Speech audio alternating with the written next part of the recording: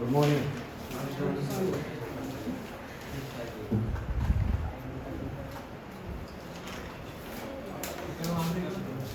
देखिए भाई क्लास पहले आगे की चेयर लिया करो ना, पीछे की चेयर पहले यूज करो, आगे की छोड़ दो। फिर आगे की चेयर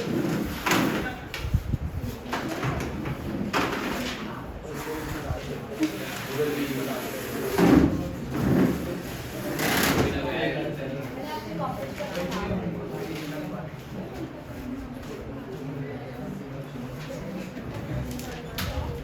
चलिए क्लास देखिए, शोर नहीं करेंगे। बोर्ड मॉडल में चल रहा था, लगभग बोर्ड मॉडल मतलब खत्म हो गया था, बट मैंने कहा था कुछ क्वेश्चंस अभी भी हमें इसके ऊपर कर लेने चाहिए ना। सो थोड़ा आज ऐसे करने में लेट हो गया। बोर्ड मॉडल की प्रैक्टिस करा दो सारे क्वेश्चंस, छोटे छोटे बहुत अच्छे क्वेश्चंस है बोर्ड मॉडल के, उसकी करें। सो पहले तो वो करते हैं जो बचा हुआ है ना, फिर उसके बाद हाँ बोर्ड मॉडल भी खत्म हो जाएगा आज। नहीं है समझ में बोर्ड मॉडल क्या लास्ट क्लास में पढ़ाया था वो भी याद है नहीं भाई। अगर आपने वो पढ़ाया था कि ऊपर से मतलब 4 पे 1 पे गिरेगा तो कितनी एनर्जी होगी और उसका नाम क्या होगा, जैसे आपने क्या बताया था कि उसका नाम नेगेटिव होगा, आधा होगा। देखिए आपने अब तक ना बोर मॉडल में ना मेरे हिसाब से कुल मिला के 4 चीजें पढ़ी। पहली चीज थी radius of nth orbit, I think it is clear to you ना, रेडियस ऑफ एनथ ऑर्बिट समझ में आता है। उसके बाद आपने सीखा था energy of the electron in the nth orbit, वो भी क्लियर है, नहीं आ रहा है। Energy of the electron in the nth orbit, वो भी क्लियर है। उसके बाद आप लोगों ने पढ़ा था एनर्जी ड्यूरिंग ट्रांजिशंस के दौरान जो एनर्जी होती है ना, नहीं है ये बात यार, एनर्जी ड्यूरिंग ट्रांजिशंस मतलब ट्रांजिशंस जब होते हैं नीचे से ऊपर जाता है इलेक्ट्रॉन, ऊपर से नीचे आते तो उसमें एनर्जी तो अब्सॉर्ब होती है, एनर्जी बोलो क्या होती है, रिलीज होती है। उन दोनों सूरत हाल में जो कितनी एनर्जी अब्सॉर्ब हो रही है रिलीज हो रही है वाली बात करी थी। कुल मिला के ये फॉर्मूले पढ़े थे इसमें, नहीं आ रहा है ना। सो ये सारे फॉर्मूले इंपॉर्टेंट है। पहला वाला रेडियस का है, दूसरा वाला किसका है बोलो, energy in the nth orbit, ये है एनर्जी ड्यूरिंग ट्रांजिशन, ये है frequency of the radiation during transition and this is the wavelength of the radiation during transition. किसी भी ट्रांजिशन के दौरान जो रेडिएशन की वेवलेंथ है ना वो कितनी रहेगी होगी पक्का, वो निकालने के लिए तरीका ही है ना। सो ये वाली पीडीएफ नहीं खोलना चाहता मैं, एक्चुअली पीडीएफ तो हमने लास्ट पढ़ी थी, मैंने कुछ नाम अलग रख दिया उस पीडीएफ का। क्या तारीख है आज 30, स्ट्रक्चर पैटर्न देखिए है। मैंने ग्रुप में तुम लोगों को भेजा था,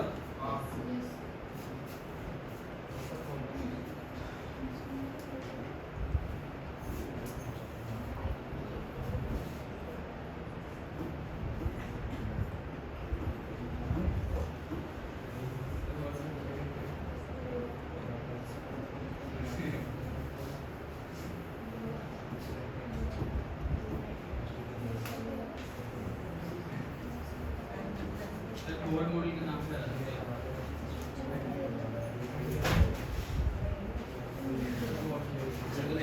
और मॉडल के नाम था ना,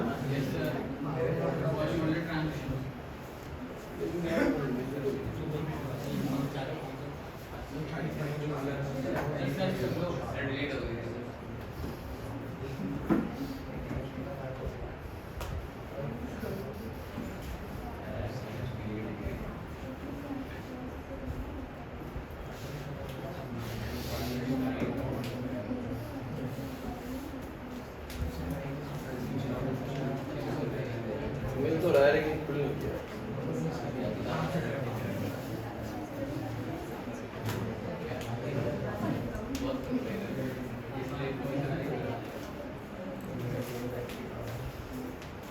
फाइल फॉर्मेट आ रहा था, लेकिन बता दो है ना आप लोगों ने क्या पढ़ा था, क्वेश्चन कराऊं? Yes sir.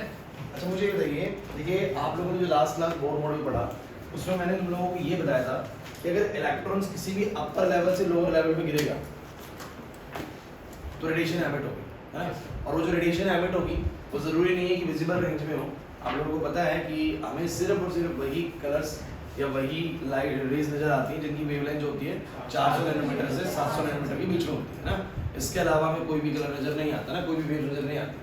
तो हमें पता लगा था कि जब जब ट्रांजिशंस पहले ऑर्बिट पे होते हैं मतलब ऊपर से कहीं से भी गिरे पहले ऑर्बिट में, तो इनका नाम रखा बाल्मर। क्या नाम रखा बोलो? Sorry Lyman. लाइमन नाम रखा। क्या नाम रखा? लाइमन। और हमने बोला कि जो रेडिएशंस एमिट होती हैं वो अल्ट्रावायलेट रीजन में, कौन से रीजन में होती है बोलो? अल्ट्रावायलेट। मतलब कि वो मेजर नहीं आएगा, नहीं आएगा समझे? ये बताया था मैंने आप लोगों को। लाइमन बोलते के साथ ही आपको समझना है कि ट्रांजिशन कौन से ऑर्बिट में हुआ है? फर्स्ट ऑर्बिट में। फिर अगर हम बोलो कि सेकंड ऑर्बिट में ट्रांजिशन हो रहा है तो बोलो कौन सा केस है? बोलो बाल्मर का। और सेकंड ऑर्बिट में जब भी ट्रांजिशन होगा तो रेज हमें नजर आएंगी बेसिकली, वो सब विजिबल स्पेक्ट्रम में आता है ना। फिर मैंने आपको ऐसे ही बोला था Lyman, Balmer, Paschen, Brackett and Pfund. नहीं आ रहा है, पढ़ाया था मैंने ये सब, ठीक है। सो अब उसके बाद मैंने ट्रांजिशन वाला एक क्वेश्चन भी तुम लोगों को करवाया था, याद आ रहा है ना? सो अब क्वेश्चन क्या हो तुमसे पूछा जाएगा, तुम बोर्ड पे लिख के दिखाता हूं। आपको क्वेश्चन करना है, calculate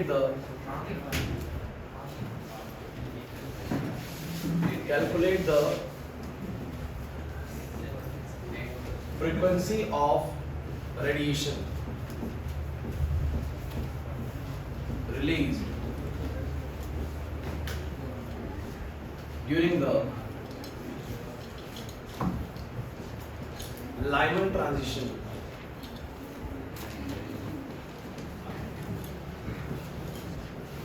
involving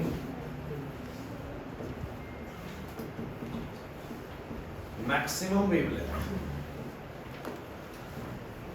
in hydrogen atom। कौन बच्चा बताएगा इस क्वेश्चन को कैसे करा जाए? मैंने कोई नंबर ही नहीं दिया क्वेश्चन में, कहीं भी कोई नंबर मेंशन ही नहीं है। और तुमसे पूछा गया है कि बताइए वो रेडिएशन की फ्रीक्वेंसी आप बताइए जो रिलीज हो रही है लाइमन की केस में जब मैक्सिमम वेवलेंथ का केस। हाँ बोलो। वेरी गुड, बहुत अच्छा है, समझ चुके हैं आप लोग बिल्कुल अच्छे से, है ना। लेकिन सिंपल सी चीज समझिए इस बात को। देखिए उसने एक बात बोली, अगर आप थोड़ा सोच पाते तो एकदम पकड़ा जाता है क्वेश्चन। उसने बोला कि कितनी फ्रीक्वेंसी वाली रेडिएशन रिलीज हुई होगी, है ना। रिलीज होने का मतलब ऊपर से कहां आ रहा है बोलो? नीचे आ रहा है। केस बोल दिया लाइमन का है। अब लाइमन का केस इसका मतलब कहां गिरा होगा? 1 पे गिरा होगा, मतलब फाइनल स्टेज तो बोलो क्या होगा? 1 होगा।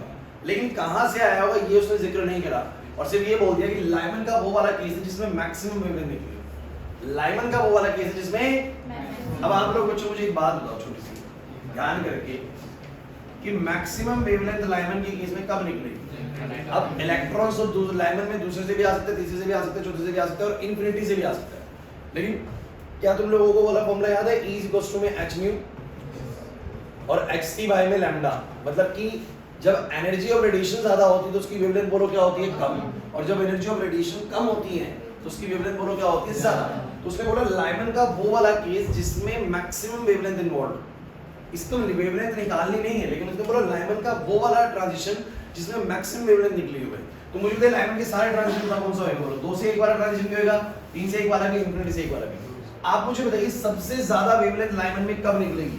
सबसे ज्यादा वेवलेंथ लाइमन में तब निकलेगी जब उसके केस में एनर्जी सबसे कम होगी। और आप मुझे बताने की कोशिश करें कि सबसे कम एनर्जी लाइमन के कौन से केस में होने वाली है? 2 से 1 में, क्योंकि जितनी ऊपर से नीचे गिरेगा उतनी ज्यादा एनर्जी रिलीज होगी। समझ ही नहीं आया? तो क्वेश्चन में कहीं भी एक नंबर नहीं है, लेकिन पूरा क्वेश्चन न्यूमेरिकल है ना, पूरा क्वेश्चन न्यूमेरिकल बेसिस पे चलने वाला है, लेकिन कहीं पर उसने कोई नंबर मेंशन कराया नहीं। क्लियर हुआ मैं ये कह रहा हूं? सो लाइमन का ट्रांजिशन इससे एक बात साबित होती है कि 1 पे गिरा है। अब बोलते हैं कि लाइमन के ट्रांजिशन में मैक्सिमम वेवलेंथ इन्वॉल्व है, तो मैक्सिमम वेवलेंथ इन्वॉल्व तब होगी जब उसकी एनर्जी क्या होगी? मिनिमम। तो लाइमन के केस में सबसे मिनिमम एनर्जी वाला ट्रांजिशन कौन सा होगा? 2 से 1 वाला। यार समझ नहीं आ रहा? अगर आपने बहुत बड़ा अच्छे से समझा है तो ये बिल्कुल ऐसे खेल है कि आप क्यों समझ जाए इस चीज को, है ना। तो मैं क्या बोलूंगा बच्चों, कहां से कहां गिर रहा है बोलो? 2 से 1 पर गिर रहा है। एन इनिशियल से एन फाइनल 1 है बच्चों, ना। और z तुम्हें पता ही बोलो z कितना आएगा बोलो? 1 क्योंकि हाइड्रोजन एटम है। अब फ्रीक्वेंसी निकालनी, फ्रीक्वेंसी कितना होता है? 3.28 × 10 की पावर क्या बोलो? 15। क्योंकि अगर ऐसा हुआ होगा तो एनर्जी निकली होगी। अब वो उस एनर्जी की बोलो क्या जानना चाहता है? मतलब उस रेडिएशन की बोलो क्या जानना चाहता है? फ्रीक्वेंसी। सो फ्रीक्वेंसी का फॉर्मूला क्या होगा? दिस z² 1 बाय में ni² माइनस में 1 बाय में, समझ नहीं आ रहा सर? हां n2 क्यों लिया आपने? n2 को लिया, वही तो मैं बता रहा हूं। देखो कौन सा ट्रांजिशन है उज्जवल? Lyman transition. मतलब इलेक्ट्रॉन कहां गिरा होगा? 1 पे। कहां से गिरा होगा? तो लाइमन में ऑप्शंस होते हैं 2 से, 3 से, 4 से, 5 से, कहीं से भी पहले पे गिरे तो बोलो उसको क्या बोलते हैं? लाइमन का ट्रांजिशन। लेकिन ये बोल रहा है लाइमन का वो वाला ट्रांजिशन है जिसमें मैक्सिमम वेवलेंथ निकली हो। तो आप सोच रहे हो कि मैक्सिमम वेवलेंथ कब निकलेगी? मैक्सिमम वेवलेंथ कब निकलेगी? जब एनर्जी क्या होगी? सबसे कम। इनवर्स रिलेशन होता है दोनों के बीच में। तो मैंने बोला मैक्सिमम वेवलेंथ तब निकलेगी किसी ट्रांजिशन में जब उसकी एनर्जी क्या होगी? सबसे कम। अब लाइमन के ट्रांजिशन की बात करनी ध्यान रखना, लाइमन के ट्रांजिशन। तो लाइमन के ट्रांजिशन में सबसे कम एनर्जी वाला केस कौन सा है? जब वो 2 से गिरेगा, क्योंकि 2 से गिरेगा तो कम गैप है, और 3 से गिरेगा तो ज्यादा गैप एनर्जी रिलीज करेगा, 4 से और इन्फिनिटी से तो और ज्यादा रिलीज करके आएगा। बोला कि करते नहीं करते। तो मेरे को उसने बोला लाइमन का वो वाला केस है जिसमें मैक्सिमम वेवलेंथ निकला। मैंने कहा लाइमन का इसका मतलब वो वाला केस ढूंढो जिसमें मिनिमम एनर्जी निकली है ना, क्योंकि मैक्सिमम वेवलेंथ का मतलब क्या? Minimum energy. So minimum energy वाले केस को मैं ढूंढा तो मुझे पता लगा 2 से 1 पर मिनिमम एनर्जी वाला केस होता है। नहीं यार पक्का आ गया खुशी? डाउट है कुछ? सबको क्लियर है? सो तो लिया हुई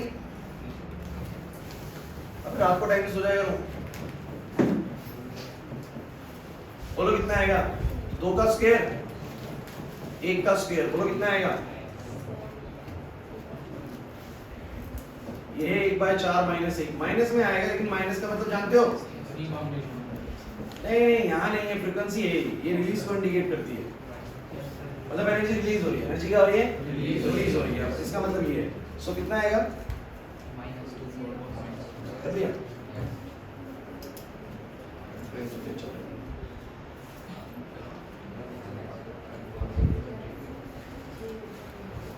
तो भी कर दिया करेंगे आंसर और करता हूँ मैं भी, ऐसी बात नहीं है। तो इतनी फ्रीक्वेंसी वाली रेडिएशन रिलीज होगी, माइनस में लगा नहीं रहा, कि माइनस का मतलब सिर्फ ये है कि यहाँ पर एनर्जी क्या हो रही है? रिलीज हो रही है ना। सो मुझे लगता है कि इसको समझने में कोई दिक्कत तो नहीं आएगी। ये क्वेश्चन इंपॉर्टेंट है, इंपॉर्टेंट इस नजरिए से है क्योंकि इस क्वेश्चन में कहीं भी नंबर्स का जिक्र नहीं होता, बच्चा कंफ्यूज होता है कि करना है। सो ऐसे ही बोलेगा लाइमन ट्रांजिशन है, बारमैन ट्रांजिशन है, पास्टन ट्रांजिशन है, अब समझ जाएंगे ना कि कहाँ पर गिर रहा है, वो तो समझ में आ गया।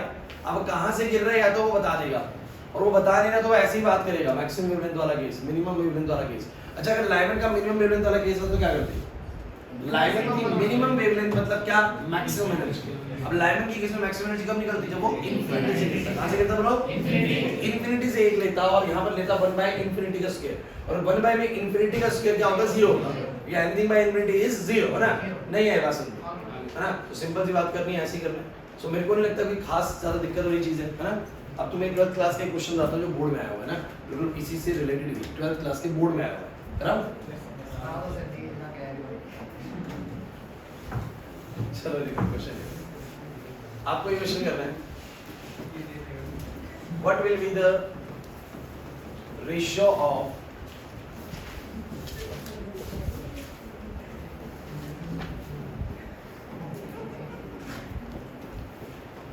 wavelength of radiation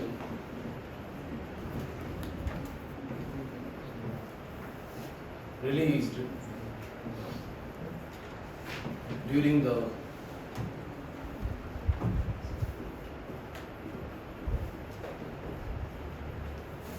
Balmer transition involving maximum wavelength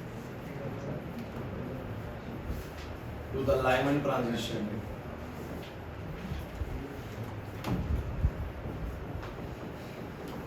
involving minimum wavelength in hydrogen। अच्छा क्वेश्चन है बहुत, और आप लोगों को ट्राई करना है, मैं नहीं कर रहा हूँ।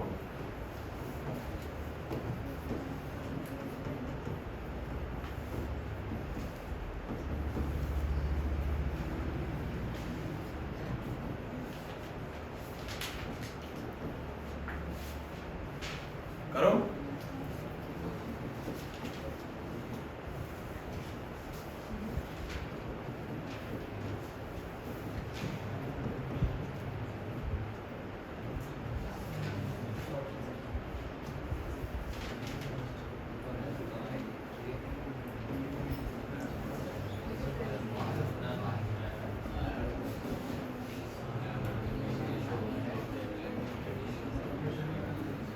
ये ऑप्शंस हैं A B C D, आपको आंसर करना है, फटाफट से करके दिखाओ। अबे क्वेश्चन करके देख लो, तुक्के मत मारो, तुक्के मारने लगते हो A B C D।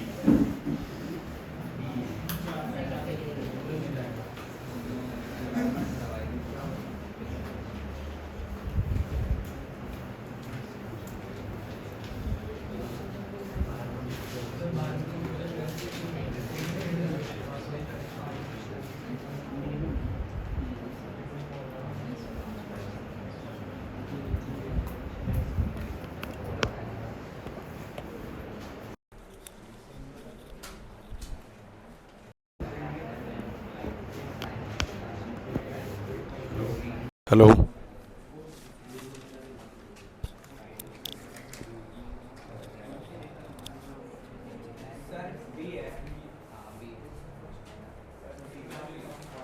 B option. तो मैं तो कह रहा भाई बी ऑप्शन है। सही कह रहे हो, तुम बताओ कैसे आया। देखा कैसे आया, बोर्ड पे कर दे आगे। आजा आजा।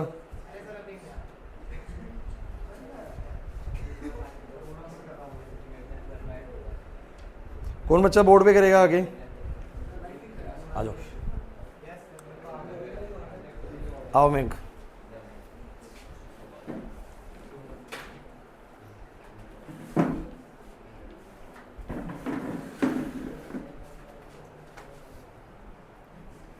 कर दो।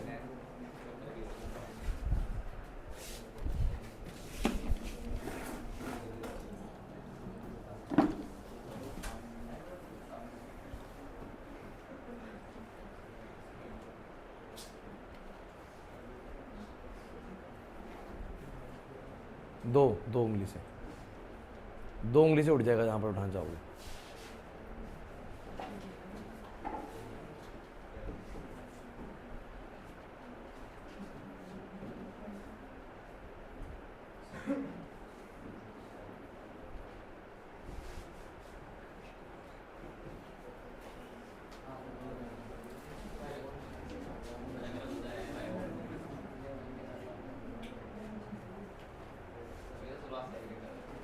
हाँ उल्टा हाथ लगाओ, 4 उंगली लगाओ।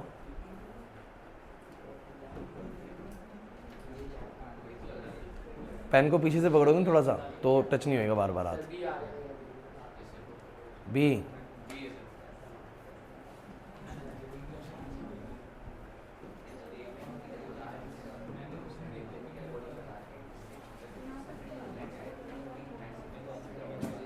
कोई नहीं कोई नहीं।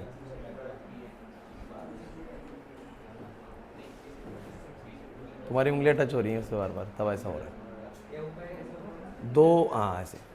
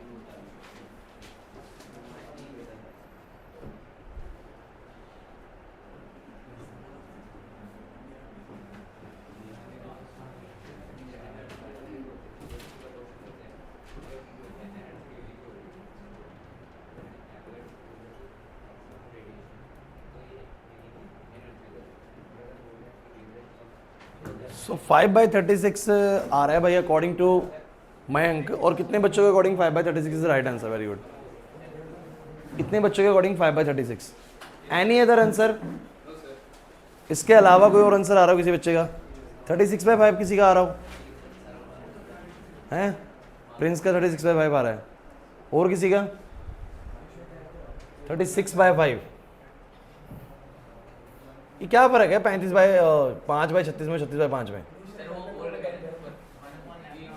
मैं पक्का सही है। तो क्या आना चाहिए?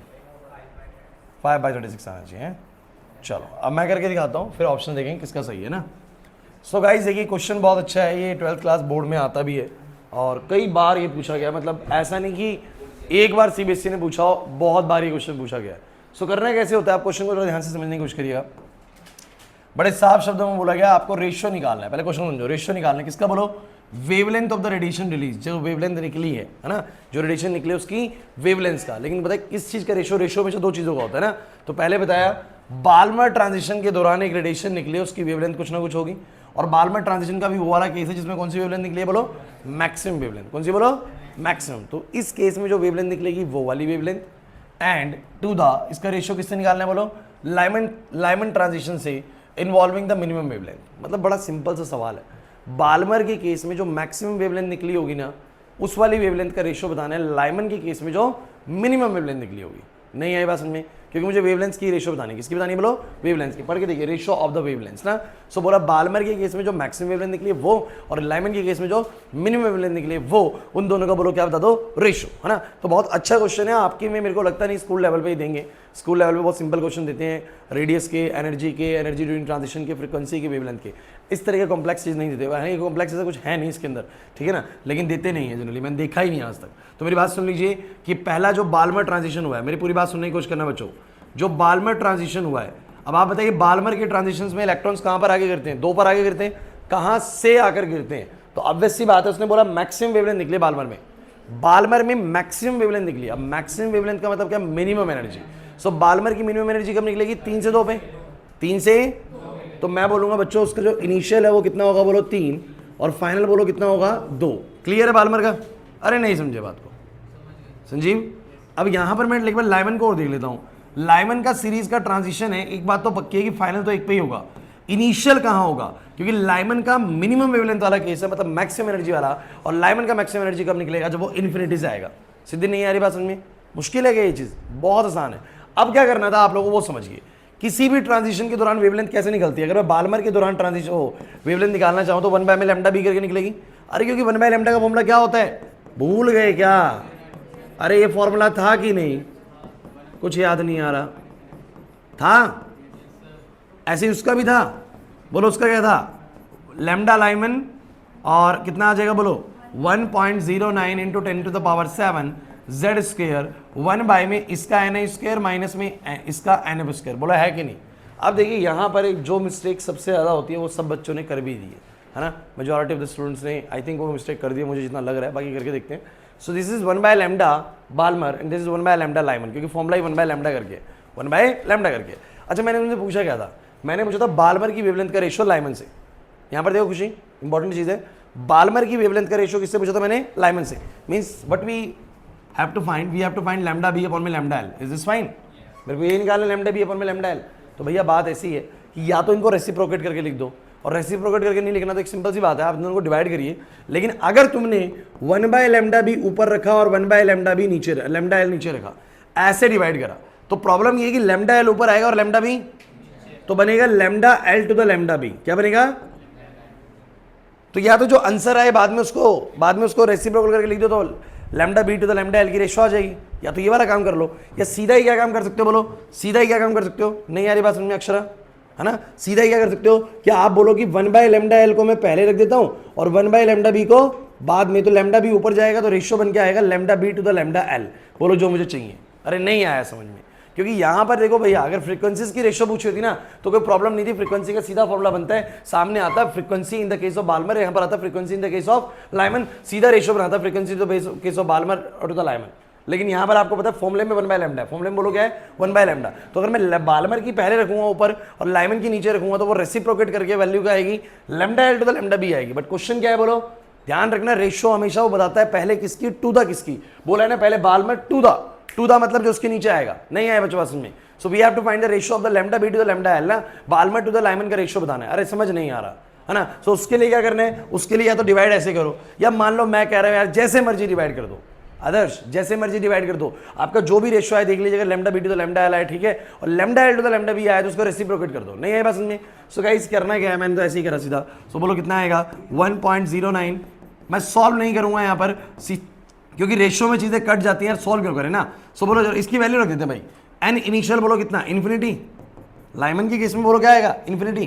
कहां पर आएगा? 1 पे। चलो नीचे बताओ, 1.09 इंटू 10⁻7 1 स्क्वायर कहां से आएगा? 3 से। कहां पर आएगा? 2 पे। अरे यार समझ नहीं आ रहा कुछ भी, बोलो भाई बोलो क्या हुआ भाई? ये कट गया, ये कट गया, ये कट गया पूरा पूरा, है ना। सो देखो क्या बचा, ये ऊपर जाएगा नीचे आएगा, तो lambda B to the lambda L, इधर क्या बचेगा? 1/∞ कितना हो गया? 0, और -1 अपॉन में 1 भी कितना आएगा? 1 ही आएगा। सो ये माइनस का 1 अपॉन में ये बनेगा 1/9 माइनस में 1/4। अब जरा बताना 1/9 और 1/4 का एलसीएम कितना आएगा? तो ये है -1 और 9 और 4 का एलसीएम आएगा 36, और ऊपर कितना आएगा जरा बताओगे? तो ये आएगा 4 माइनस में 9, अरे समझ नहीं आ रहा, पक्का? चलो बोलो कितना आ रहा है। जतिन नहीं आ रहा समझ में? Lambda B to the lambda है, ऊपर बताओ क्या बचेगा, -1, नीचे क्या बचेगा, माइनस का 5/36, माइनस का 5 तो तुम्हें पता 36 ऊपर जाएगा और आंसर आ जाएगा -36/5, माइनस से माइनस कट जाएगा, 36/5 इज द राइट आंसर। मतलब कौन सा ऑप्शन करेक्ट है? और सबने कौन सा करेक्ट टिक लगाया था? बस ये गलती होगी, लेकिन आपने बी लगाया था, लेकिन आंसर बोलो क्या है, डी है ना? नहीं है बात में। देखो देखने में दोनों चीज़ साउंड एक ही कर रही है, 5/36, 36/5, लेकिन फ़र्क है। ये क्वेश्चन में यही मिस्टेक होता है जब आप एमसीक्यू में कर रहे होते हैं। लेकिन अगर ये क्वेश्चन सब्जेक्टिव वे में आता 3 नंबर का ना, तो टीचर आपने lambda L to the lambda B भी निकाला होता, उसको 2.5 नंबर देने पड़ते, क्योंकि उसके बाद सिर्फ तुम्हें रेसिप्रोकेट ही करना था। तो वो एमसीक्यू में डाल देगा इस क्वेश्चन को, तो आप फंस जाओगे, क्योंकि वहाँ तो 1 नंबर मिलेगा, बिल्कुल नहीं मिलेगा, है ना? लेकिन ये क्वेश्चन जनरली 1 नंबर का नहीं है, ये कहीं ना कहीं 2 से 3 नंबर की रेंज में जाता है। 12th क्लास के बोर्ड एग्जाम में बता रहा हूँ, ठीक है ना? तो उसमें प्रॉपर क्वेश्चन बना हुआ, और मेरे को लगता है शायद अब समझ में आ गया होगा क्वेश्चन किस तरीके से पूछा जाना है उस सीरीज वाले टेबल से जो मैंने आपको बनवाया है ना, कि Lyman Balmer Paschen Brackett Pfund, ये क्या चीज़ होती है। नहीं है बात समझ में? मुश्किल लग रहा है? देखो बिल्कुल मुश्किल नहीं, मैं आपको बता रहा हूँ, आपका सिलेबस उतना मुश्किल है ही नहीं। अगर तुम थोड़ा सिस्टमैटिक वे में चीज़ों को पढ़ रहे हो ना, और थोड़ा घर पे मेहनत कर लेते हो, जितना आपको सिखा रहे, अब जितना आपको सिखा रहे हैं घर पे आकर उतना पढ़ लिया, तो ये बहुत सिस्टमैटिक वे में दिया हुआ पूरा सिलेबस आपका, और बहुत आसान है, मुश्किल नहीं है बिल्कुल भी। कहीं तुम सोच रहे हो कि सिलेबस मुश्किल होने वाला है, नहीं है। समझ में आया? पहले ही बताओ मुझे।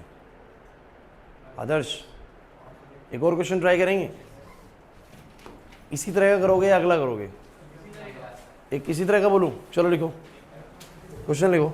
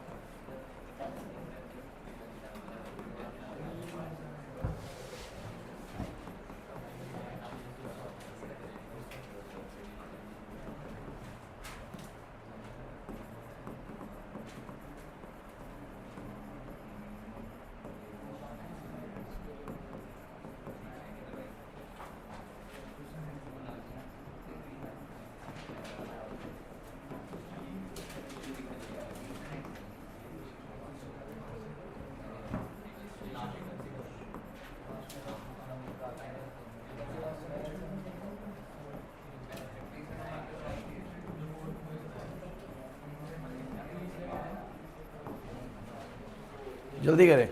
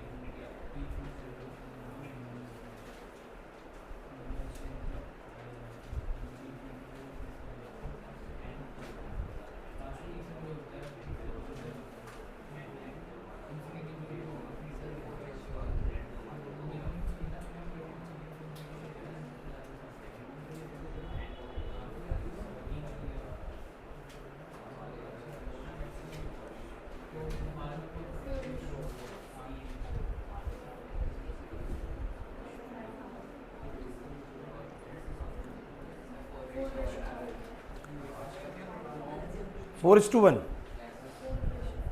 4:5। चलो देखते हैं।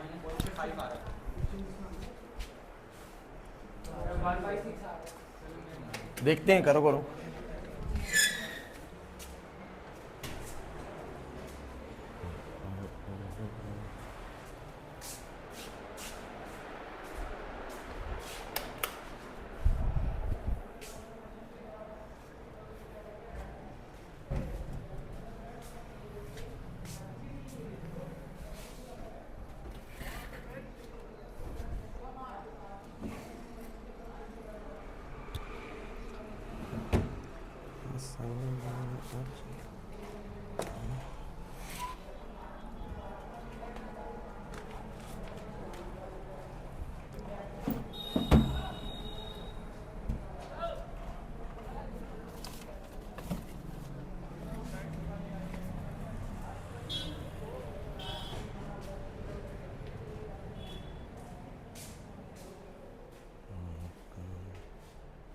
आपने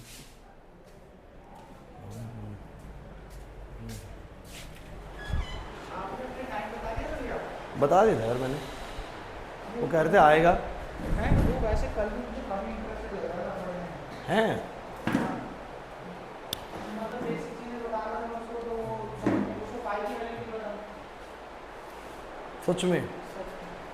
तो मेरे से पूछा, मैंने बताई स्पेशल। अरे। मैंने पूछा, मैंने बोला कि बस पाई की वैल्यू बताओ। ऐसे ही बता रहा हूँ। भाई नहीं हो पाएगा फिर वो, फिर नहीं हो पाएगा वो।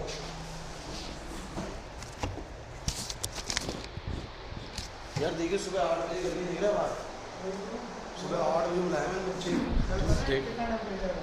हाँ मंगेशपुर में बुलाया 52.9। 3। अभी इन्हीं में देखा है।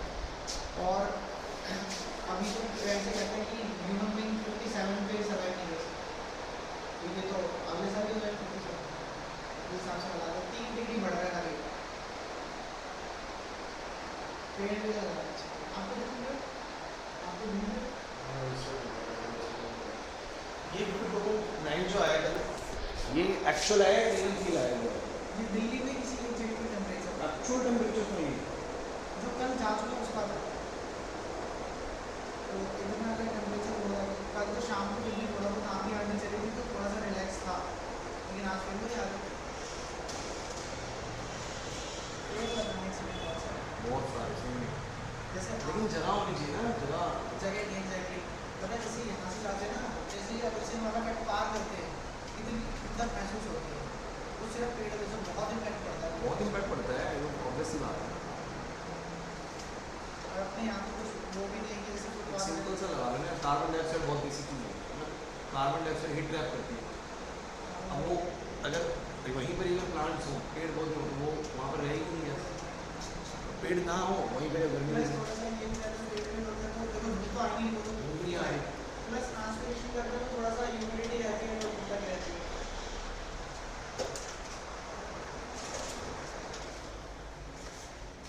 और अभी तो ह्यूमिडिटी नहीं है भाई, मैं कह रहा हूँ अभी तो ह्यूमिडिटी नहीं है, बहुत कम है अभी ह्यूमिडिटी। अब ये ह्यूमिडिटी जो है ना मतलब 15-20 दिन बाद हो सकता है बहुत ज़्यादा हो जाए, और 1 महीने 1.5 महीने बाद तो पक्का होनी है, तब देखियो हालत। ऐसे गर्मी में अगर बारिश पड़ जाएगी ना तो ज़्यादा समस्या है। कल मैं गया भैया रिटाला गया, मैं ना मान ले गया था ठंडा, सोचो यहाँ से चालू करिए रिटाला गया, मैंने ताकि वो रात को 8 बजे मैंने बोला कि कोई तो उस पर सिलेंडर में पानी डाला भैया, विदिन अ सेकेंड मतलब 1 सेकंड नहीं लगा होगा, धुआं बंद हो गया था। गाड़ी का इसी कंप्रेसर खराब हो गया, ये दिक्कत है। खराब होता है। तो आगे भी नहीं लगेगी आजकल। आज उसको मैं कराने वाला हूँ, लगभग मैंने 40,000 रुपये लगा। हाँ बता रहे हो। और सीएनजी अगर भरवा को फुल मत करना, कह रहे हैं उसमें वो भी खतरा ही है अगर।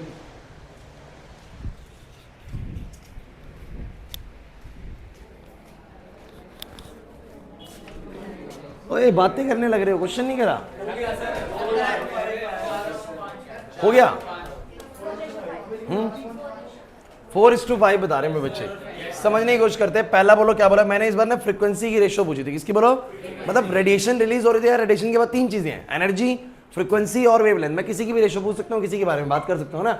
सो मैंने आपकी फ्रीक्वेंसी के बारे में पूछा, तो मैंने क्या बोला?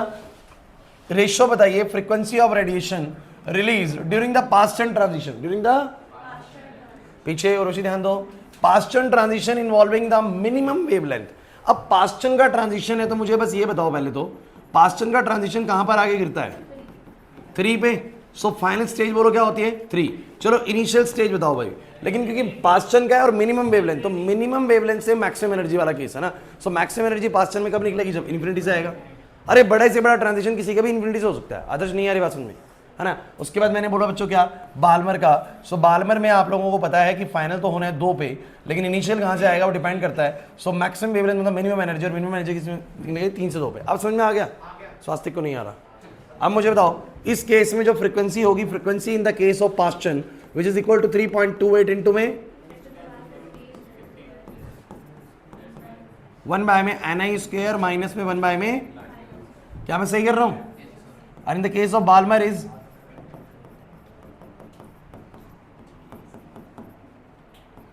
अरे कुछ हो रहा है, समझ में आ रहा है या नहीं आ रहा? मुश्किल लग रहा है टॉपिक ये? तुम लोग तो फिर 12th का सीख गए, बिल्कुल बढ़िया। 12th में तुम्हें बड़ी मदद मिलने वाली है। जिन बच्चों ने चैप्टर अच्छे से कराया ना, उनको 12th का समझ लीजिए कि एक चैप्टर का 70% कंटेंट समझ में आ गया। 70% तो यही चीज़ है उसमें। 90% कर दो। पूरे के ला दो। तो कोई नहीं, अभी इस चैप्टर को ही अच्छे से कर लियो। टेस्ट भी है अभी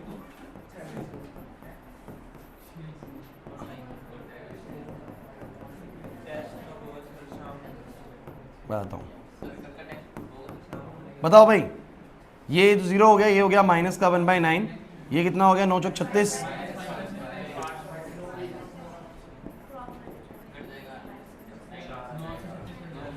तो 9 से 36 4 पे गया भाई, बहुत अच्छे। 4/5 इज द राइट आंसर। बिल्कुल ठीक कर रहे हैं आप लोग। अगर बहुत बच्चों ने 4/, क्रेडिट चोर है सारे के सारे। तो आपको पास्ट द बाल्मर का केस समझ में आ गया कि नहीं आ गया, है ना? ऐसे करने हैं क्वेश्चन, मेरे को लगता है सिंपल है और इतना इनफ है ना। एक क्वेश्चन और बढ़िया सा है जो तुम्हारी बैग एक्सरसाइज में, और ये कई बार पूछा गया एग्जाम में। सो मुझे तुम ये वाला क्वेश्चन करके दिखा दो बस। बाल्मर पे, इस पे बोर्ड पे सारी बातें हो जाएंगी। एक बच्चा मुझे एनसीईआरटी बुक दिखा दो बस, फिर खत्म है ये। फिर नेक्स्ट क्लास नया शुरू कराऊंगा, बड़ा इंपॉर्टेंट नया टॉपिक शुरू करेंगे भाई, खत्म हो जाएगा ये।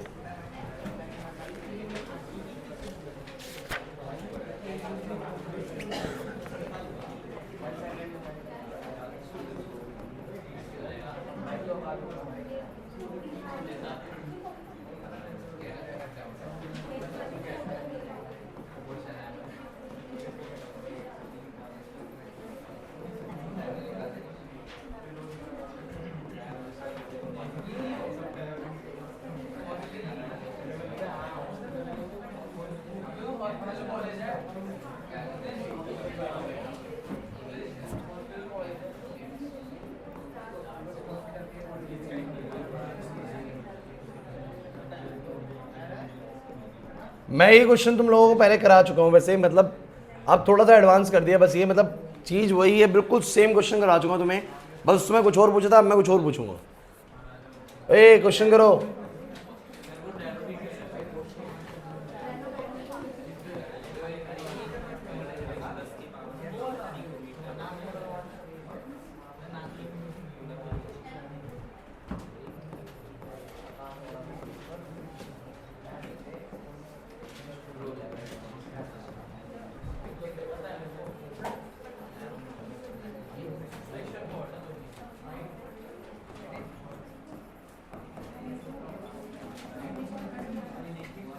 चलो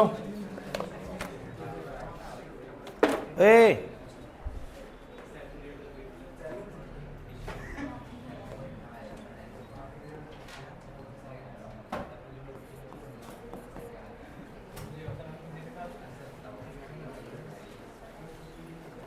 अच्छा, क्वेश्चन क्या है, मैं हल्का सा हिंट दे देता हूँ।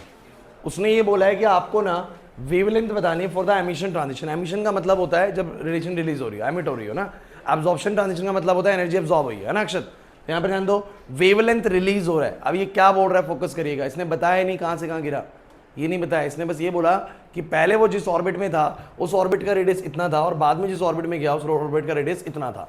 तो उसने दोनों ऑर्बिट्स के बोलो क्या बता दिए, रेडियस। अब तुम्हें ये सोचना है कि रेडियस के जरिए क्या एन पता लग सकता है, तुम्हारे रेडियस का फॉर्मूला है ना। तो अगर उसने ऑर्बिट का रेडियस दिया हुआ है तो उससे इसके जरिए तुम क्या निकालोगे कि वो कौन से ऑर्बिट में था और कौन से ऑर्बिट में था। अगर वो पता लग गया तो फिर तुम्हारे लिए काम आसान हो गया। बाद में ये भी पूछता है कि बताइए कौन सी सीरीज यहाँ पर निकलेगी, लाइमन बाल्मर पास्टन कौन सी सीरीज होगी, और फिर उसमें कौन से रीजन का स्पेक्ट्रम बनेगा, अल्ट्रावायलेट, विजिबल या इंफ्रारेड, कौन सा रीजन का स्पेक्ट्रम बनेगा। क्वेश्चन समझ में आ गया।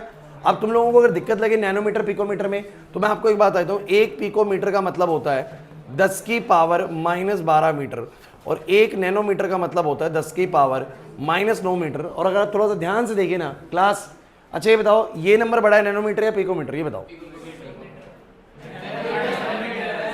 वो 10 की पावर 12 देख लिया बस, ये देखो -12, 10 की पावर -12 मतलब 1 में 10 की पावर 12, और ये 1 में 10 की पावर 9, तो ये नंबर बड़ा हुआ ना। लक्ष्य नहीं है बस बात समझ में। सो 1 नैनोमीटर ना लगभग 1000 गुना बड़ा होता है। कितने गुना बोलो, 1000 गुना बड़ा होता है पिकोमीटर से। देख लीजिए कैसे, अगर आपको डाउट लगता है तो रेशियो करके देख लो। 1 नैनोमीटर का 1 पिकोमीटर से रेशियो करो, बोलो कितना आएगा, 10 की पावर -9 अपॉन में 10 की पावर -12। बोलो है कि नहीं, मीटर से मीटर कट जाएगा, ऊपर जाएगा 10 की पावर 3 हो जाएगा ना। अरे नहीं आ रहा समझ में। तो 1 नैनोमीटर अपॉन में 1 पिकोमीटर बराबर 10 की पावर 3, यानी 1 नैनोमीटर बराबर क्या होता है 1000 पिकोमीटर। ये सब क्यों बता रहा हूँ, खुद सोचिए और क्वेश्चन ट्राई करिए, है ना, खुद सोचिए, ट्राई करो क्वेश्चन। ये बहुत इंपॉर्टेंट क्वेश्चन है, बड़ा फेमस क्वेश्चन है। हालांकि इससे इजी आने की उम्मीद है, लेकिन मैं आप लोगों को बता रहा हूँ फिर भी जो आएगा ना मैक्सिमम मैक्सिमम ये आएगी। जल्दी करो, फिर एक बात और बताऊंगा।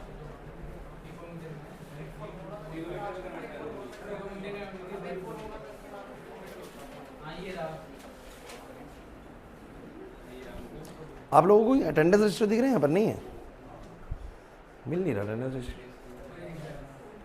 उस दिन आप लोगों ने प्रैक्टिकल्स करे ना, उसके बाद से ही गायब है। किसी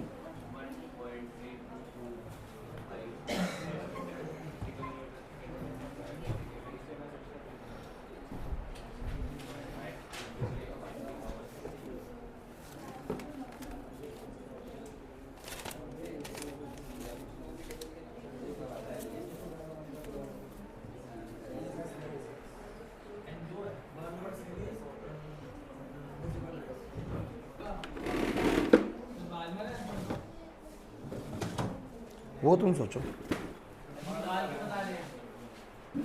बालमरी है, बालमर का तो विजिबल ही हुआ, बहुत बढ़िया।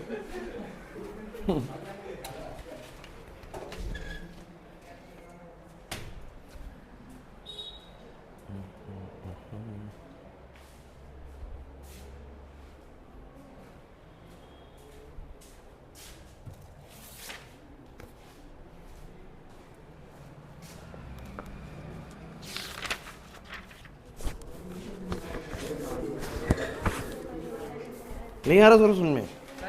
नहीं, पिछले क्वेश्चन में नहीं है क्या? एक बार भाई अटेंडेंस देंगे आप लोग सब बच्चे, क्योंकि कई दिनों तुम्हारी अटेंडेंस नहीं होती, पता नहीं लगता कौन बच्चा बैच में है कौन बच्चा नहीं है।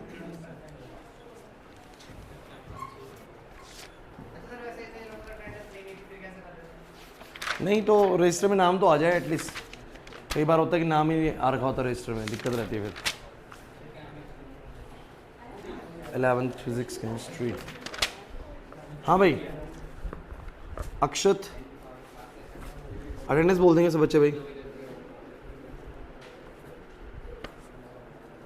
एक पेन देना बच्चों को। देवदत्त, हर्षित, खुशी, सौरभ, तान्या, उज्जवल, प्रिंस, स्वास्तिक, काजल, उर्वशी, हिमांशी। हिमांशी को छुट्टी पे, कई दिनों छुट्टी पे कहाँ गई हुई है? घूमने गई हुई है? अरे वाह। जतिन, सिद्धि, मयंक डबास, खुशी। खुशी, अब ये कौन सी खुशी है भाई? ये तो बहुत सारी खुशी है। आप सबके कौन कौन खुशी है? हैंड रेज करना। खुशी खुशी खुशी। एक और खुशी है ना, वहाँ छुट्टी पे है। आपकी अटेंडेंस हो गई है? ओके ठीक है। खुशी, लवेश, लक्ष्य, दीपांशु छुट्टी पे है जी। आयुष राव आज जो नींद पूरी कर रहे हैं। आदर्श, खुशी, अच्छा ये खुशी है कौन सी? मैंने तुम्हारा खुशी गुंजन लिख दिया, तुम्हारी बड़ी बहन का नाम लिख दिया पीछे। ये तुम होंगे फिर एक और खुशी है। आप खुशी? अरे भाई तुम्हारे नाम कुछ करने पड़ेंगे। खुशी 1 2 3 1 2 3 4 डालना पड़ेगा। अक्षरा, आयुष। अच्छा किस बच्चे का नाम नहीं आया अभी तक अटेंडेंस सिस्टम में? ना बहुत सारे बच्चों का नाम नहीं आया होगा, मेरे को पता है। साक्षी, और किस बच्चे का नाम नहीं आया? तनिष्का, संजीव, शौर्य। एंड नेक्स्ट, और कोई बच्चा इसका नाम ना लिया हो भाई मैंने अटेंडेंस सिस्टम में? साक्षी, तनिष्का, संजीव, शौर्य, इनका नाम मैंने लिख दिया है। बाकी इसके अलावा कोई बच्चा जिसका अटेंडेंस रजिस्टर में नाम ना आया हो? सबका ठीक है। हाँ भाई, अरे क्लास एक तो देखो जिन भी बच्चों की भाई फीस जो है ना वो भी सबमिट कराना है, क्योंकि उसमें टिक नहीं लगे हुए भी, तो मैं बता नहीं पाऊँ किस किस की है, ठीक है। अरे जिसकी भी रह रही है ना। सो मई मंथ की मई में ही क्लियर करनी, सब बच्चों को डिले नहीं करनी। चलो भाई क्लास, एक बात मुझे बताओ, तुम लोगों को क्वेश्चन करने आ भी रहे हैं, नहीं आ रहे, टाइम पास कर रहे हो हैं? देखो हमने बोर मॉडल में एक क्लास फालतू ही लगाई है, और उतना करने के बाद मुझे लगता है कि आपको आनी चाहिए चीज़ें, है ना। नहीं आ रहा समझ में। अच्छा, इस चैप्टर में अब तक हमने थॉमसन मॉडल किया था, रदरफोर्ड मॉडल किया था, बोर मॉडल करा है। तो थॉमसन और रदरफोर्ड थियोरेटिकल टॉपिक्स हैं, लेकिन बोर मॉडल अब आप लोगों को दिख गया मैं क्यों बोल रहा था बार बार कि बड़ा इंपॉर्टेंट टॉपिक है, क्योंकि इसमें 5 चीज़ों पे हमें डील करना पड़ता है ना। सोच समझ में आ चुकी है। जो नए बच्चे बाद में आए थे, तनिष्का, साक्षी वगैरह, आप लोगों ने कर लिया ना पूरा अटेंड शुरू से हो गया ना आप लोगों का। संजीव ठीक है, शौर्य आपका। चलो देखो बोर्ड पे देखो। अब इस क्वेश्चन को करते वक्त आप लोगों से क्लास इधर, इस क्वेश्चन में क्या दिक्कत आती है, आपको ये बोला गया है कि भाई बताइए कितनी वेवलेंथ निकली होगी, कितनी वेवलेंथ निकली होगी अगर हमारा इलेक्ट्रॉन पहले एक ऐसे ऑर्बिट में था जिसका रेडियस इतना है, और फिर एक ऐसे ऑर्बिट में गया जिसका रेडियस इतना है। अब देखिए एक बात तो मैं आपको पहले बिल्कुल क्लियर कर दूं, उसने बोला है एमिट हुई है, क्या हुई है रेडिएशन, बोलो। इसका मतलब अपर ऑर्बिट से कहां गिरी है, इसका मतलब ये वाला रेडियस बड़ा है और ये वाला रेडियस बोलो क्या है, छोटा। लेकिन आप लोग कहेंगे सर ये तो 1.3 और वो 211 है। अरे बच्चों यूनिट भी तो देखिए, नैनोमीटर, वो बोलो क्या है। जैसे कि आप यूं बोले कि 1 किलोमीटर जो है, आप कहें कि सर 1 किलोमीटर मुझे छोटा लग रहा है और 500 मीटर मुझे बड़ा लग रहा है, तो ये तो बड़ी बेतुकी बात होगी, है ना। 1 किलोमीटर ही बड़ा है, समझ में आता कि नहीं आता, नंबर पे नहीं जाना है, यूनिट पे जाना है। सो गाइस बात ऐसी है, उसने इस बार एन नहीं दिए, क्या नहीं दिए बोलो, एन। उसने रेडियसेस दिए, क्या दिए बोलो, रेडियसेस। तो रेडियसेस के जरिए बोलो क्या निकालेंगे, एन निकालेंगे। क्या निकालेंगे बोलो, एन। और कैसे निकालूंगा, तो मुझे सबको पता है कि रेडियस का फॉर्मूला बोलो क्या होता है, 52.9 एन स्क्वायर बाय में बोलो क्या, जेड। मान लेते हैं कि मैं पहले वाला रेडियस मान लेता हूँ जिसमें पहले था वो, है ना, और वो जो R2 होगा वो बाद वाला मान लेते हैं, या आप इसको मान लीजिए इस तरीके से मान लीजिए, दिस इज द इनिशियल, है ना। तो ये एन इनिशियल निकालना है। कोई दिक्कत है बताओ जरा। अरे यार फॉर्मूला सही लगा रहा हो कि नहीं लगा रहा मुझे बताइए। अब मुझे तुम ये बताओ, तुम्हें क्या पता है, तुम्हें रेडियस पता है, इधर हर्षित तुम्हें रेडियस पता है, पता है सर। तुम्हें जेड पता है, हाइड्रोजन है सर। जब ये पता है, ये पता है, तो एन निकलेगा नहीं क्या। प्रीति 2 मिनट में बुला रहा हूँ बस अभी, है ना, क्लास खत्म होने लगी फिर बुलाता हूँ। सो रेडियस तुम्हें पता है, फोकस करिएगा, रेडियस तुम्हें पता है, जेड तुम्हें पता है, तो बोलो एन निकलेगा कि नहीं निकलेगा। अरे निकल जाएगा ना। अरे भैया यस और नो, है ना। लेकिन एक बात ध्यान रखनी है कि जो फॉर्मूला होता है वो किस में होता है, और आपकी रेडियस की वैल्यू किस में दी है। तो याद रखो कि अगर मैं यहाँ नैनोमीटर लिखता हूँ, वहाँ पिकोमीटर लिखता हूँ, तो एक क्वेश्चन में डिस्टेंस की 2 यूनिट्स नहीं चल सकती, या तो दोनों को मीटर, दोनों को नैनोमीटर में कर लो, या दोनों को किस में कर लो, पिकोमीटर में। टीचर बोलते थे ना क्वेश्चन में अगर 1 मीटर में बाकी सेंटीमीटर में, तो या तो सेंटीमीटर वाले को मीटर बना लो, या मीटर वाले को भी सेंटीमीटर बना लो। करते थे कि नहीं करते थे, ताकि यूनिट्स कैंसिल आउट हो जाए। अब बोर्ड में फोकस करिएगा। क्या तुम्हें एक बात समझ में आती है कि 1 पिकोमीटर बराबर 10 की पावर -12 है, और 1 नैनोमीटर बराबर 10 की पावर -9 है, और यही नंबर बड़ा है, लगभग कितना बड़ा है बोलो, 1000 गुना। कितने गुना बोलो, 1000। और आपको डाउट लगता है तो मैंने 1 नैनोमीटर को 1 पिकोमीटर से डिवाइड करके दिखाया, 10 की पावर -9 डिवाइड बाय 10 की पावर -12, बड़ा क्लियर जाता है, 10 की पावर 3 हो जाता है ऊपर जाके ना। So 1 nanometer is nothing but it is 1000 times of the picometers ना। नहीं आ रही बात समझ में। तो मुझे तुम ये बताओ फटाफट से यहाँ पर कि इनिशियल रेडियस उसका बोलो कितना है, इतना नैनोमीटर में है। अक्षरा इतना किसमें बोलो, नैनोमीटर में। अगर मैं इसको पिकोमीटर में क्यों करूं, पिकोमीटर में फॉर्मूला किसमें होता है, पिकोमीटर में होता है। सो कितना आएगा बोलो, 1000 से गुना कर दो, 1000 से तो कितना हो जाएगा, 1322.5 पिकोमीटर। यार समझ नहीं आया तो मुझे बताओ, यहां पर वैल्यू रखूंगा 1322.5 पिकोमीटर बराबर में 52.9 एन इनिशियल का स्क्वायर बाय में जेड हो गया 1, ठीक है, एंड पिकोमीटर। चलो भाई बताना भाई, पिकोमीटर से पिकोमीटर बोलो, एन आई का स्क्वायर कितना आ गया, 1322.5 अपॉन में 52.9। तुम इसको डिवाइड करके देख लो, एन आई का स्क्वायर 25 आएगा। और मैं तुम्हें एक बात बताऊं, हमेशा ऐसा नंबर आएगा जिसका स्क्वायर रूट डायरेक्टली पॉसिबल हो। क्यों भाई, क्योंकि एन आई ना एक ऑर्बिट नंबर होगा। क्या होगा बोलो, ऑर्बिट नंबर। और ऑर्बिट नंबर डेसिमल्स में नहीं हो सकता। ऑर्बिट नंबर क्या होगा, 3, 4, 5, 6 ऐसे तो होंगे। तो उनका जो स्क्वायर आएगा वो कैसा आएगा, 16, 25, 36, 49 ऐसे नंबर आएंगे कि नहीं आएंगे। तो आप ध्यान रखना, जब तुम डिवाइड कर रहे होगे ना, तुम्हें आइडिया बिल्कुल लग जाएगा किसके स्क्वायर रूट के पास में वैल्यू है। नहीं आया समझ में, ये मैंने तुम्हें उस दिन भी सिखाया था जब मैं लास्ट टाइम बता रहा था। तो बोलो एन इनिशियल कितना आएगा, बोलो कुछ पहले नहीं पढ़ा, पक्का तनिष्का यहाँ पर समझ में आया भाई, क्लियर है ना। तो एन इनिशियल होगा बच्चे 5, तो 5 से गिरेगा, कहां पर गिरेगा वो देखते हैं। पीछे तारना समझ में आ रहा है कि नहीं आ रहा। सो आर फाइनल कितना होगा, सो 52.9 बच्चों इधर एन एफ स्क्वायर बाय में जेड पिकोमीटर। चलो फटाफट से बता दो, फटाफट से बता दो। सो मैं बोलूंगा फाइनल स्टेज कितने पिकोमीटर में दिया हुआ है। अब देखो भाई class, this is 52.9 n f का स्क्वायर अपॉन में 1 पिकोमीटर्स। चलिए पिकोमीटर से पिकोमीटर क्या, पिकोमीटर से पिकोमीटर क्या आ गया, 211.6। अच्छा चलो आप लोग मुझे एक बात बताओ, इसको जब डिवाइड कर रहे होंगे आपको पता है n, तो भैया n का जो स्क्वायर आएगा वो कुछ ऐसा आने वाला है 4, 9, 16, 25, 36। क्यों बोल रहा हूं मैं ऐसा आने वाला है? क्योंकि जब ऐसा ही नंबर आएगा तभी तो इसका स्क्वायर रूट डायरेक्टली 2, 3, 4, क्योंकि ऑर्बिट नंबर डायरेक्ट एक इंटीजर होगा कि दूसरा ऑर्बिट है, तीसरा ऑर्बिट है, चौथा ऑर्बिट है, पांचवा ऑर्बिट है। तो इन सबके जो स्क्वायर्स आएंगे वो कैसे आएंगे? ऐसे तो आएंगे 4, 9, अरे नहीं यार समझ पक्का। तो यहाँ पर अगर 52 को 211 से देखते हो तो बहुत क्लियरली 4 के आसपास दिखता है। दिखता है तो 4 क्या डिवाइड भी करनी होती है, सीधा 4 लिख दो ना, क्योंकि 4 के बाद सीधा 9 आता है और 9 गुना तो नहीं लग रहा, और 4 से पहले 1 आता है जिसका स्क्वायर रूट होता है बेसिकली, और 1 गुना भी नहीं लग रहा बेसिकली। अरे नहीं आया समझ में, है ना। सो कितना आएगा बोलो? NF का स्क्वायर करके देखना, 4 ही आएगा वैसे तो। NF कितना आ गया? 2। अब क्या है? अब तो ये क्वेश्चन नकली हो गया। क्यों? अब हमें पता लग गया कि इलेक्ट्रॉन कहां से गिर रहा है, बोलो 5वें से दूसरे पे, और अब बोला था कि उसकी वेवलेंथ निकालो, तो मेरे को लगता है अब तो निकल जाएगी ना 1 में लैम्डा करके। अरे नहीं आ रहा समझ में, अब तो क्वेश्चन बड़ा आसान हो गया। और बोलो कौन सा ट्रांजिशन है? बोलो बाल्मर ट्रांजिशन। कौन सा? बोलो बाल्मर। इसने बोला क्वेश्चन पूरा पढ़ना भाई, नहीं तो गलती हो जाएगी। ये क्वेश्चन आएगा तो 5 नंबर में आएगा, 3 नंबर के ऊपर ही कैलकुलेशन, क्योंकि ये देखो ये क्वेश्चन फुल फ्लैश 5 मार्क्स का बनेगा, क्योंकि यहाँ पर भी आपकी कैलकुलेशन है 1 मार्क्स की, फिर 1 मार्क्स का तुम्हारा वेवलेंथ है, फिर आपका 1 या 2 मार्क्स का बेसिकली रख देगा कौन सा ट्रांजिशन और कौन से स्पेक्ट्रम में लाई करता है। तो कौन सा ट्रांजिशन है? नेम द सीरीज बताओ बच्चों। Balmer series. कौन सी सीरीज? बोलो बाल्मर। और कौन सा ट्रांजिशन मतलब कौन से रीजन में बिलोंग करता है, कौन से स्पेक्ट्रम में आता है बेसिकली? तो हम बोलेंगे विजिबल स्पेक्ट्रम में आता है। कौन से? बोलो विजिबल। तब जाके फुल फ्लैश पूरा कंप्लीट क्वेश्चन होता है। लेकिन मुझे लगता है कि जब क्वेश्चंस को हमने देखा तो ये जो लास्ट जो हमने केसेस करे ना, लाइमन, बाल्मर, पास्चन, ब्रैकेट, फ्रीडमैन, यहाँ से बहुत क्वेश्चन जनरेट हो रहे हैं और यहीं से बड़े बढ़िया क्वेश्चन बनते हैं, ध्यान रखना।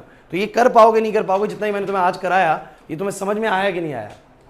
लास्ट क्लास वाला क्लियर था तो ये समझ में आ जाएगा इजीली, है ना। तो ये बेसिकली रह गए थे हमारे न्यूमेरिकल्स, ये मैंने करा दिया। अब तुम्हें बोर मॉडल मैं मानता हूँ पूरी तरीके से आ जाना चाहिए बच्चों, इसके अलावा कुछ नहीं बचता है। सो क्या क्या तुम्हें आना चाहिए? बोलो radius of the nth orbit of any electron. क्या तुम रेडियस निकाल लेते हो किसी भी ऑर्बिट का? क्या तुम एनर्जी निकाल लेते हो किसी भी ऑर्बिट के अंदर बैठे इलेक्ट्रॉन की? क्या तुम उस एनर्जी के जरिए जो नेगेटिव एनर्जीज आ रही है उसके जरिए ट्रांजिशंस का अंदाजा लगा लेते हो कि पहले -13.6, अगले में -3.4, उससे अगले -1.51 और इन्फिनिटी 0? तो ये क्या कहना चाह रहे हैं समझ में आता है? सारी बाउंडेशन बताती हैं और कहीं ना कहीं -13.6 ये बताता है कि 13.6 ले ले तो बिल्कुल फ्री हो जाएगा, उससे कम लेगा तो ट्रांजिशन किसी अपर लेवल पे हो जाएगा। यही तो मैंने आपसे बात करी है कि नहीं करी? तो तीसरा टॉपिक आता है एनर्जी ड्यूरिंग ट्रांजिशंस। और ट्रांजिशंस 2 तरह के हो सकते हैं, एब्जॉर्ब करेगा तो ऊपर जाएगा और रिलीज करेगा तो नीचे आएगा। अब जब एब्जॉर्ब करेगा या रिलीज करेगा तो रेडिएशन के पास 3 चीजें होती हैं, एनर्जी, फ्रीक्वेंसी और वेवलेंथ, और इन तीनों में से किसी के बारे में पूछ सकता है तो उसका हमारे पास फॉर्मूला है भाई, है ना। नहीं आ रही बात समझ में? और लास्ट हमने ये सीखा कि जब भी ऑर्बिट्स के ट्रांजिशंस होंगे ना अपर लेवल से लोअर लेवल पे, तो बेसिकली जो सीरीज उनके हमने नाम रख दिया कि 1 पे गिरेंगे तो लाइमन होंगे, 2 पे गिरेंगे तो बाल्मर, 3 पे गिरेंगे तो पास्चन, 4 पे गिरेंगे तो ब्रैकेट और 5 पे गिरेंगे तो पी फंड्स नाम रखा। क्लियर हुआ कि नहीं हुआ? और इन सबकी जो रेडिएशन रिलीज होती है सारी की सारी हमें नजर नहीं आती हैं। लाइमन की केस में अल्ट्रावायलेट रीजन होते हैं, बाल्मर की केस में क्या होते हैं? विजिबल होते हैं, और पास्चन, ब्रैकेट, पी फंड सब में इंफ्रारेड रीजन नजर आता है, वो हमें दिखता नहीं है। क्लियर हुआ कि नहीं हुआ? और ये ऐसे क्वेश्चन देगा कि लाइमन ट्रांजिशन हुआ मैक्सिमम वेवलेंथ वाला, कर लोगे नहीं कर लोगे? मुश्किल नहीं है ना बिल्कुल भी। सो ये तब तुम्हें अगर आ गया है तो बोर मॉडल कंप्लीट है, और बोर मॉडल तक का टेस्ट है आप लोगों का। करिए ये लास्ट कलर लाइन बोल दिया आपने, है ना। बोर मॉडल का टेस्ट भी है आप लोगों का, मैंने आपको बताया गया ना। सो कब का टेस्ट बता रखा मैंने आप लोगों को? 6 को। इतनी लेट बता रखा है? चलो ठीक है, जब भी है 6 को है। सो सिर्फ बोर मॉडल नहीं है, उसमें Thompson model, Rutherford model and Bohr model, मतलब 3 चीजें हो जाएंगी। अब जो नए बच्चे बिल्कुल रिसेंटली है ना, आप लोगों को करना है क्या बच्चों? थॉमसन मॉडल और रदरफोर्ड मॉडल की वीडियो भेजूंगा, ठीक है। सो वो वीडियो कवर करनी है आप लोगों को, थॉमसन एंड रदरफोर्ड मॉडल की, ठीक है। सो वो वीडियो भेजूंगा आप लोगों को कवर करनी, ग्रुप के अंदर भेज दूंगा सारी वीडियोस। क्लियर है? फिर जाके आपको टेस्ट देना, और टेस्ट सबको देना है, छुट्टी कोई बच्चा नहीं करेगा। अच्छा ये बताओ, सुबह का जो टाइमिंग चल रहा है बिल्कुल एक्यूरेट चल रहा है, 8 बजे आ सकते हो? बन जाएगा पॉसिबल? भाई टेम्परेचर कल दिन में पता है ना 52.9 भी गया है, नहीं बाद में कह रहे हैं बार में 52.9 आया जो थोड़ा और बाद में रिकॉर्ड हुआ है। सो बहुत हाई टेम्परेचर है। आप बच्चों 3-4 बजे का टाइम अगर अभी फिलहाल हमारे लिए, देखो बाद में तो ऑप्शन नहीं बचेगा जुलाई के बाद ना, लेकिन अभी अगर एडजस्टेबल है ना तो हमें जितना सुबह रख सके ना क्लास उतना बेहतर है। मैं आपको बता रहा हूँ, थोड़ा सा लोड लगेगा सुबह उठने में, लेकिन आप बहुत गर्मी से बच जाओगे। अभी भी बाहर जाके देखोगे ना बहुत भयंकर गर्मी है, और अभी टेम्परेचर 40 के आसपास होगा, 41-42 के आसपास, जो कि थोड़ी देर बाद ना 48-49 हो जाएगा। तो इसलिए बता रहा हूँ जितना हम सुबह रखते हैं ना ये बेस्ट रहेगा। थोड़ा सा मुश्किल लगता है सुबह उठने में, है ना, कि भैया सुबह उठ के 8 बजे क्लास है, बड़ा मुश्किल है, लेकिन आपके लिए फ़ायदेमंद है मैं बता रहा हूँ। और तुम 8 बजे रखवा के अगर छुट्टी करोगे उसका भी कोई फ़ायदा नहीं है, फिर तुम्हारा नुकसान होता रहेगा। क्लियर है? तो थोड़ा सा वो पेन सुबह ले लो, उसके बाद दोपहर में सो जाओ, क्या दिक्कत है? दोपहर में सो जाओ, अब जाके सो जाओ, है ना। कम से कम सुबह उठ के ये तो लगेगा कि कुछ हमने वैल्यूएबल चीज़ कर ली, सुबह पढ़ लिए कम से कम 1-2 घंटे ना। नहीं तो वैसे भी अभी तुम कुछ नहीं करते तुम लोग, अभी तुम नहीं तो अभी तक ना तुम 50% जितने बच्चे बैठे हैं क्लास में सो रहे होते है ना, नींद मार रहे होते, या अपने उठ भी हो तो लास्ट की तरफ पड़े होते, ऐसे ही बैठे होते ना, फोन चला रहे होते, कुछ कर रहे होते, ऐसे ही होते तुम्हारा, मेरे को पता है, खेल के आ रहे होते। हाँ वो ठीक है, चलो ठीक है, तो कोई नहीं, अभी सुबह ही रखते हैं टाइमिंग्स अपनी ना, बस उससे एक दिन आपकी सैटरडे वाले दिन टाइमिंग थोड़ी शाम की या फिर सुबह थोड़ा सा लेट रखे, बस बाकी दिन अपना शेड्यूल अब ऐसे ही रहेगा, मॉर्निंग शेड्यूल ही फॉलो करते हैं, ठीक है ना। क्लियर सिद्धि, दिक्कत तो नहीं है उठने में, चल ठीक है। सिद्धि जल्दी उठ जाती है, सिद्धि जल्दी उठ जाती है, हैं एंड में, हाँ अरे पक्का।